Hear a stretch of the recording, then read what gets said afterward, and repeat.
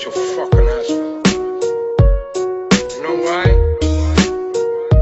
You don't have the guts to be what you wanna be. You need people like me. You need people like me so you can point your fucking fingers and say that's the bad guy. I tried my whole life to be a better man, but I just realized I'm too hard to satisfy. Shit is only fun when I'm the bad guy. I don't know why, but I like the way it is when I am out of my mind. I'm too hard to satisfy. Shit is only fun when I'm the bad guy. I was always told to live my life with no regrets. Learn from my mistakes if I ain't done with those yet. There's some I don't remember and some I won't forget. But nobody's perfect, I can give a fuck less. What you think about a native speaking nothing but the truth?